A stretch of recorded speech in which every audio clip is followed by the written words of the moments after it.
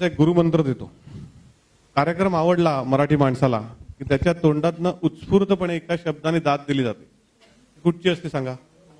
वा. तर आपला आजचा जो गुरुमंत्र आहे, समृद्धीच्या राजमार्गावर धावण्याची जी गाडी आहे, तो मंत्र आहे वा वा वा वा. काय? आता पहिला वा म्हणजे काय? वाचवा. दर महिना तुम्हाला मिळणाऱ्या पैशातले थोडे थोडे पैसे बाजूला ठेवा. सगळेच्या सगळे पैसे तुमच्या व्यवसायामध्ये परत गुंतवण्याची आवश्यकता नाही. तुम्ही पगार घ्या तुमच्यासाठी आणि ते पैसे वाचवा. तो पहिला वा म्हणजे काय? वाचवा. दुसरा वा जो आहे तो आहे वाढवा. वाचवलेले पैसे घरात ठेवू नका, बँकामध्ये फिक्स डिपॉझिटमध्ये ठेवू नका, तर ते अशा गुंतवणुकीत ठेवा की जेणेकरून तुम्हाला जास्त परतावा मिळेल, सेफ आणि जास्त परतावा मिळेल. म्हणजे AAA रेटिंगवाल्या कंपन्यांच्या एफडीज मध्ये ठेवा किंवा म्युच्युअल फंड मध्ये गुंतवा किंवा इक्विटी शेअर्स विकत घ्या. तर तो पैसा वाढवणं हे पण तेवढंच आवश्यक आहे. दुसरा वा कुठला आहे? वाढवा.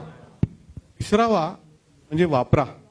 जेव्हा हे पैसे वाढतील तर ते वाढलेले पैसे हे तुम्ही घरी ठेवू नका की आपल्या मुलांना उपयोगी पडतील, त्यांच्यासाठी काहीतरी ठेवलं पाहिजे वगैरे उदात्त विचार ठीक आहेत, पण तुम्ही पण एन्जॉय करा. तुम्हाला पाहिजे असेल, परदेशात जायचं असेल, 5 लाख 10 लाख झालेले आहेत, त्यातले 5 लाख काढा, परदेशात जा, हार्ले डेव्हिडसन विकत घ्या. तुम्हाला अजून कुठचे स्वप्न असतील ती सगळी स्वप्न पूर्ण करा. तो तिसरा वा म्हणजे वापरा. जर हे पैसे वापरलेत तर इकॉनॉमीला बूस्ट मिळेल.